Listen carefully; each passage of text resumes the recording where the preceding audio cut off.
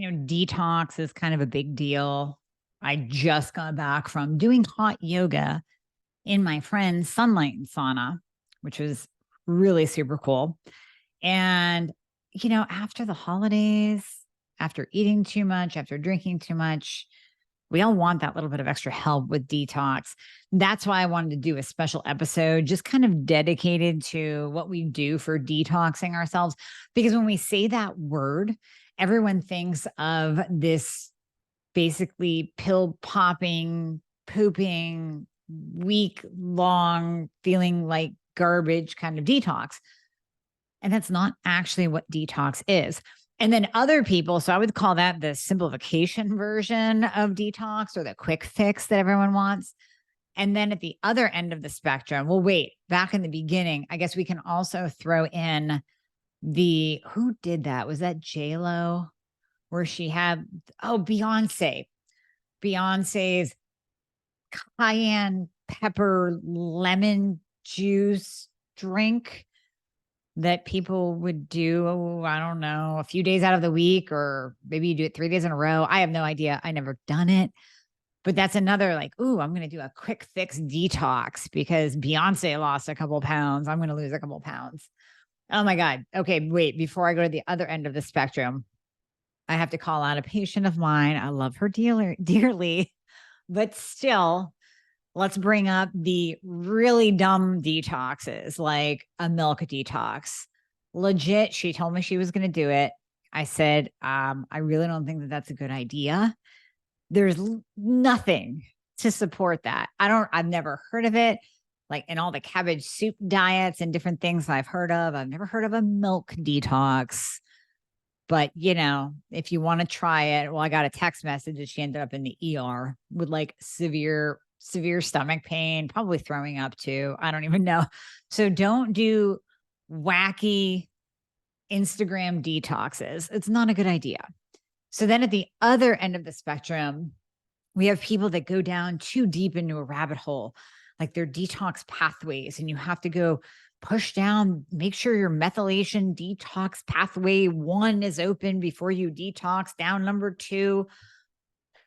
Listen, our ancestors weren't sitting back going, well, Bob, I know you got to go kill some shit for dinner, but you should probably think about your detox pathway 1 as you're running through the fields with your spear to kill that whitetail buck. I don't even know. I'm making stuff up as I go, but you see what I'm saying? That we almost get too deep into our biohacking brains as well when it comes to detox. I think we need to just simplify it. Now, there are some things that you can do that are investments that we're going to talk about, like the sunlight and sauna, which I am going to be getting one. Yes, because the ROI just makes sense.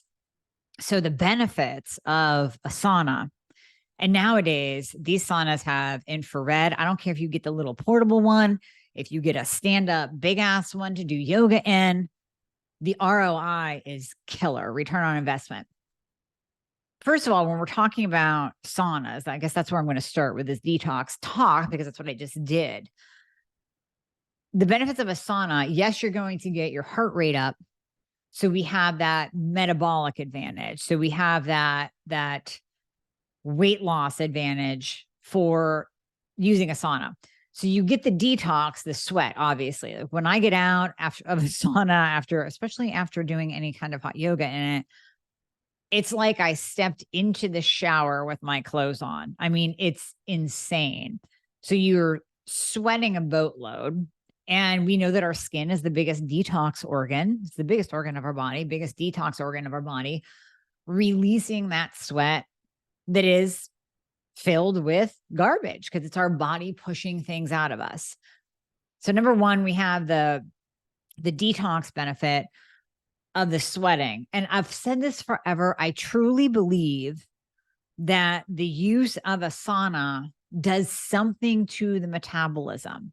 And there are actually studies that back this in terms of the weight loss aspect of a sauna, but the heat stress. So the heat stress of the actual sauna and the sweating and the movement that you're doing and the detoxing has been shown to actually decrease waist circumference.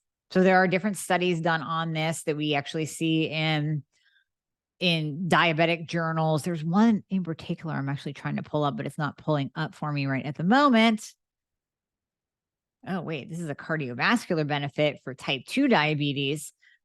That's not the one that I wanted, but this is another study that shows that, oh, yeah, no, this one does. Okay. So what this study found using a far infrared sauna, in addition to it being beneficial for congestive heart failure, hypertension, obesity, this was a big one. So waist circumference went down.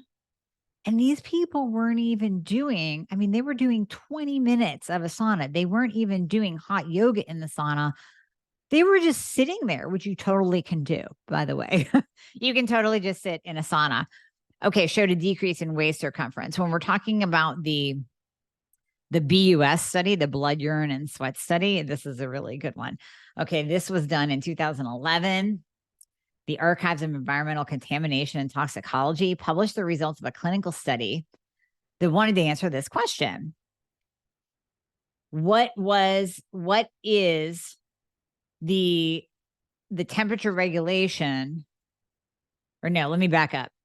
Wait, Patty, eliminate that part. Brings up the question, or tries to answer the question, is sweat only for temperature regulation, or does it also eliminate toxins from the body? Which is what I just said. Your skin is your biggest organ. Your skin is your biggest detox organ. So what this study looked at, it was getting urine samples, blood samples, and sweat samples.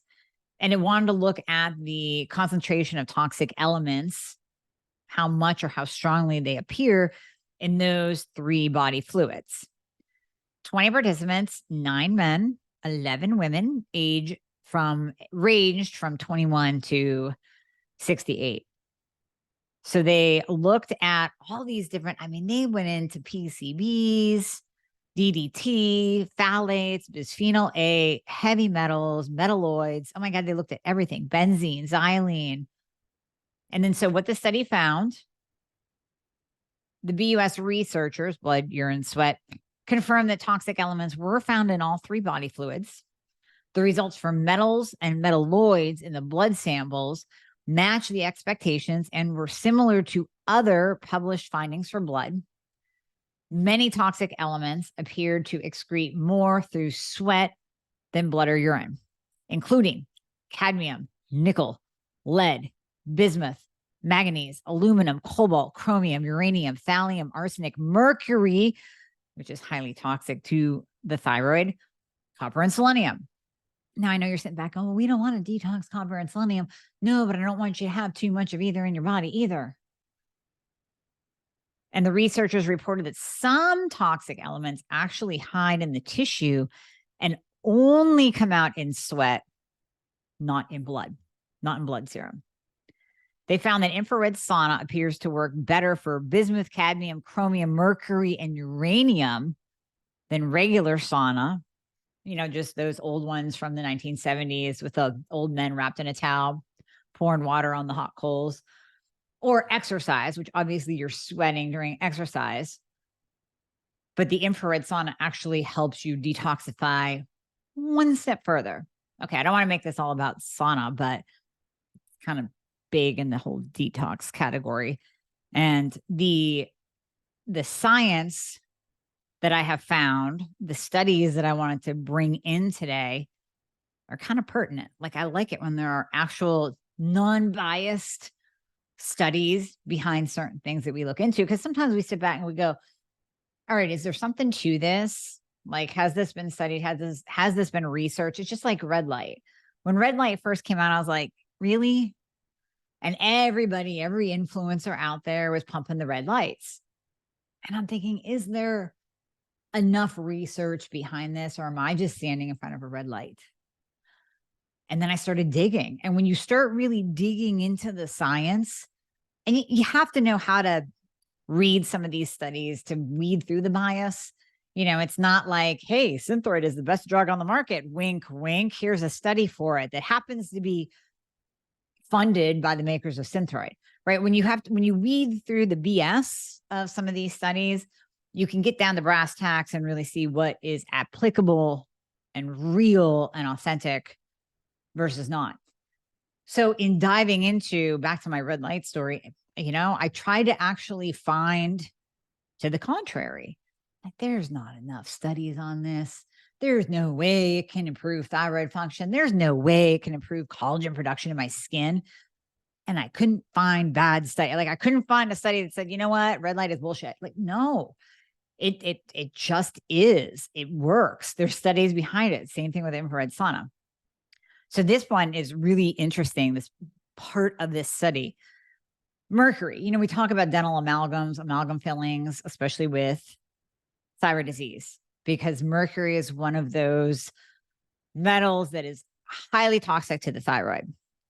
Mercury is off-gassed every time you chew. If you still have silver fillings in your mouth, if you're like, what's amalgam? Go in the mirror, open your mouth, look for silver. If you have silver, that's mercury. Every time you bite down, you are releasing or off-gassing mercury.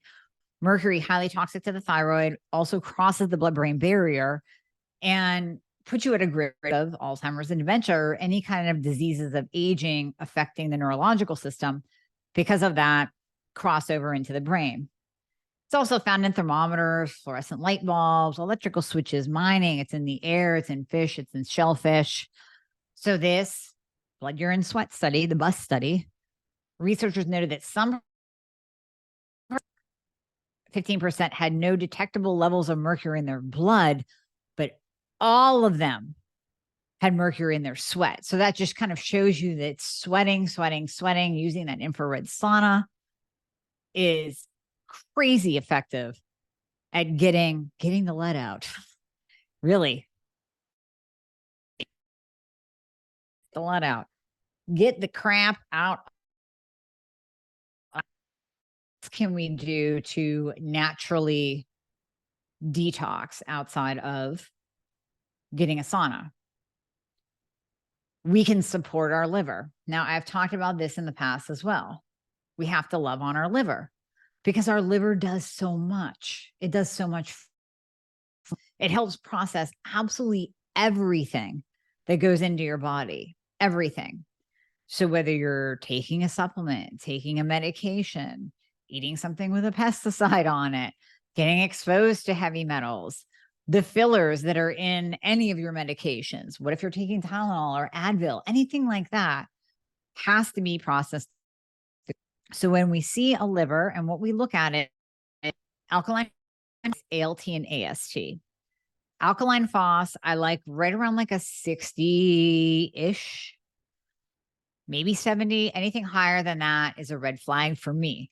And again, this is standard lab value range versus optimal, where I want you to be range. So alkaline phos, 60, 70. ALT, AST, I really like it in the teens. I don't like it when either was over 20. I'll take like a 19, 20, 21. But once you start getting up into 25, closer to 30, that's when your liver needs some. We have to love on our liver and support it. Because if that is the organ helping us process toxins that we are coming in contact with, we have to make sure that it's working properly. Now, you've heard of fatty liver disease and how it relates to insulin resistance. Oftentimes when someone is type 2 diabetic or insulin resistant, we'll see a clogged liver. Sometimes that clogged liver is the cause of the insulin resistance. So we want to make sure that our livers are working properly. Well, no, all the time. If you're going to be doing a detox and you truly want to detox your body and detox your life and really get the crap out of you, so that whether it's making your thyroid work better, improving your overall life, improving your overall health, prevention, we have to talk. So I heard a kind of a funny, I don't know, connection, I guess you would say, that ALT, when we're talking about the liver, stands for alcohol. And then I don't know what the L is. The T is Tylenol. So alcohol is something and Tylenol. And do alcohol and Tylenol pound your liver more than anything. So when a patient has elevated liver enzymes, I will say one of the first things we have to do is cut out the alcohol completely because that is constantly pounding your liver. Now, sometimes we can't cut out medication. We can cut back on supplements, but some of those supplements are supporting our liver or helping us lose weight or improving insulin resistance or supporting our nutrient status like vitamin D and magnesium and iodine. So there's certain things that you don't really want to take out supplementally, but we want to support our liver in that process. And then involved in all metabolic processes. So again, I have talked about all the different things that have to come into play when we're talking about losing weight. Yeah, there's thyroid. Yes, there's insulin. Yes, there's testosterone levels. There's what you're putting in your mouth. Are you really knowing your macros? Are you counting your macros? Are you looking at it daily? Are you seeing what you're doing? Are you sleeping? How's your stress? How's your exercise? Are you just being a cardio queen or are you lifting heavy shit? Like all of this comes into about metabolism. Forget about the liver because the liver plays such a strong role in all metabolic processes. Now, I mentioned something in that tirade, iodine. Iodine is a master detoxifier because it's going to bind to the other substances that are crazy toxic to your thyroid, which chlorine, chloride, or bromine, bromide. Now, if you're sitting in a hot tub, that's a problem. You're going to need some extra iodine. If you don't have a filtration system for your shower, thing in chlorine. If you use fluoride toothpaste still, God forbid, you are being constantly exposed to fluoride. If you're drinking your tap water, you're being exposed to all three. So we need iodine in our life. Not only does it support thyroid function, but it binds to those other halides and excretes them out of the body. So it actually competes with those halides on a receptor site. If we do iodine, then it's very, very easy for chlorine, fluoride, bromide to attach to our cells instead, specifically our thyroid receptor cells, and them down, toxify them up, put a burden on your body that it just can't work properly. So when we bring in iodine, it helps our body detoxify. It's also crazy amazing with any kind of viral load. I'll do extra iodine if I'm traveling. I put a drop or two of iodine in a nose spray bottle and squirt that up my nose when I'm traveling. Airborne garbage. And really, I mean, overall, iodine is just so supportive of the body. So I definitely add in iodine. The other big detoxifying supplement that you can add in is glutathione. Now, glutathione, it has to be in a nanomolecule, meaning it has to be tiny for your body to use. There are many glutathione products out there, and not all of them are nano emulsified. So you're basically wasting a boatload of money on this glutathione that can't even be utilized by your body. That's why a lot of times we'll use something called NAC or N-acetylcysteine, because that's a precursor to glutathione. Both are fantastic. Both have great detoxifying properties to it. You just have to know what you're using and use the right form and the right kind. Okay. Moving on with the whole detoxifying thing. So you can see my hair, like it's all nasty because I went in the sunlight and sauna and did hot yoga at the same time. So I sweat out so much salt that like usually that same day that I try to do my hair, it's just like, it ain't happening. It's not great, but that's okay. I don't really care because at the end of the day, I got a crazy ass workout. I know I burnt fat. I know I detoxed. I'm not going to load my body down with sugar and alcohol today. So I'm going to keep that detox going, keep my pathways open, right? Like we talked about in the beginning, keep my pathways open. And I know overall that my body will be better. Here's the thing. I mean, yes, we can go down the rabbit hole of the detox pathways. It's kind of more advanced. But again, you don't have to. If we really think about how the body is made, if we think about how beautifully and wonderfully we are made, yeah, there are things that we can do to support those detox pathways. But I think too many of us get almost overwhelmed and throw in the towel when things get too complicated. So, you have practitioners out there that talk detox, detox. And it's like, well, you have to do these 5 supplements first to open up this pathway. And then we move on to these 10 supplements because we're working on this pathway. I'm sorry. When we were created a bajillion years ago, I don't think that our creator, God, whatever you believe in, said, we're going to make this really freaking complicated for these people. They're going to need about 20 to 40 different supplements in order to process the garbage that they run into on a daily basis. Or else, it's just not going to work. They're just going to be one, toxic ball of sludge. Like, no, our bodies are fantastically made.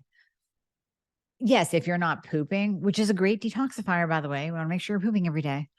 If you're not pooping, look at the why. Is it your food? Is it your thyroid? Is something slow down and sluggish that you need to address? And then address it. If you're not sweating for some reason, if you're one of those people out there that you're like, I don't sweat, that's a problem. So let's figure out why. Let's figure out why you don't sweat. Maybe you in particular are one of those people that need the 30, 40 supplements to open up your detox pathways, but most of us don't. Most of us sweat when exposed to heat, especially infrared heat. Most of us will sweat if we're working out hard, right? Not sweating is a little bit more rare, but if you are, go ahead and book a call. We'll take care of you. We'll figure out why you're not sweating. But most of us do. So you really, my message to you is don't make it harder than it has to be. It's kind of like the supplement episode that I did a few episodes back, where I'm like, just don't make this harder. This is easy. Don't make it harder or more complicated than it absolutely has to be. And I know there's a lot of practitioners out there that do this and make it more complicated for you. And you literally want to scream and throw away everything. And I get that, but it doesn't have to be that complicated. Support your liver, do some things. And that's why I said with the sauna, there's a great ROI, because then you don't need to take all of these different supplements to detox your body. You sit there and you sweat. Bam. Super easy. What else can we do? Yes, there's hot yoga. Not the same as an infrared sauna. I went to hot yoga. They have like the heat box, like the infrared heat boxes up, but you're not getting the benefit of like the red light therapy. You're not getting the same. It's not as hot as an infrared sauna. And you're not getting that direct infrared light onto your skin. They're mounted way up here to produce heat in the room. And then just the fact that there's 20 to 30 people in the room producing heat also helps. And they have the little humidifiers, that helps. But it's just not the same. When you're in an infrared sauna, you feel like you're getting heated up from the inside out. It's like a cellular heat. But any kind of heat stress, whether it's from hot yoga or the sauna, will amp up your metabolism. So I think that there are simple things. Really, what did I mention? Sauna, loving on your liver, iodine, glutathione, making sure you poop every day, drinking water. God dang, that just sounds so simple, doesn't it? But drinking water. So there are so many people out there, and I see you because you become my patient. You fill out a form, and then I see that your water intake is like 40 ounces a day. Maybe 60 ounces a day. 60 is better. It's half of a gallon. But we really all should be getting in 3/4 of a gallon to a gallon of water per day. And one thing I always challenge people to do, I challenge you to do this, especially this holiday season, is to do the water challenge. So you get a big jug of water, get a 1 gallon jug of, and do distilled water, especially if you're looking to lose some water weight. This is kind of like a little secret from the days of bodybuilding when we had to drop water that week. We'll get a couple gallon jugs of distilled water. And every time you fill up your water bottle, you're only filling it up with that gallon of distilled water. Now, if you're putting things in it, into your water to flavor it. If you're using whatever, vitamin C, metabolism fixer, LMNT, boom, boom, throw it in, but still only pour the water from that gallon jug. Then at the end of the day, you can look at that jug of water and see, is a third gone? That's really bad. That's bad. That's a problem. Is a half gone? Okay, you're better. Still, can we get better? Is 3/4 gone? All right, you got this. If that's your norm and you didn't try to push for that water intake, 3/4, that's fantastic. Is a full gallon gone? Oh my God, you're golden. You're hitting your mark every day. So if you really want to lose water and you want to help your body detoxify, especially during this time, I'm not saying that you're all going to get in a gallon of water every single day, but if you do, kudos. But if you're getting in a quarter, a third, anything less than a half, I want you to try to amp it up. So then maybe you do that for the next 5 days, really doing that water challenge, seeing if you can get a little bit more, a little bit more, a little bit more. Number one, as you increase your water, you will have less water retention. That's why during that last week before our show, we will drink 2 gallons of water every single day. But then closer to the show, we drop it to a gallon because the body starts getting used to flushing 2 gallons, 2 gallons, 2 gallons, and it drops to 1 gallon, 1 gallon, 1 gallon. Then it drops to 3/4, and then a half. And so the body is used to processing 2 gallons of water so that then when you pull it, and this isn't something you do on a day-to-day basis, but I guess if you're getting into like a wedding dress or a special occasion or whatever, going to the beach, you can certainly do this for that one day that you walk out in a bikini, because that's what we did. Walked out in a bikini for one day, stood on a stage and got judged. You can certainly do this protocol. But at the same time, that excess water is helping you detoxify. Yes, you might need to put some electrolytes in it. That's very helpful so you don't die or lose electrolytes or lose too much salt, because you definitely lose sodium and potassium during that time. But that's one way to check your water intake. How much water are you actually getting in? And then we can adjust it and make lifestyle changes from there.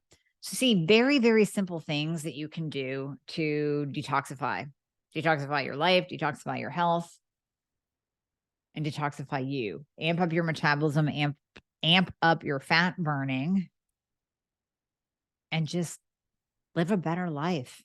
When we're detoxed in a simple way, not the Beyonce way, in a simple way, improve skin, and again, improve metabolic function, improved everything. And again, just like that study showed, we're getting real toxins out of our body. We're getting heavy metals out of our body. Arsenic, chromium, mercury, aluminum, my God. BPA, that's the plastic that you are exposed to. We're getting that out of our body.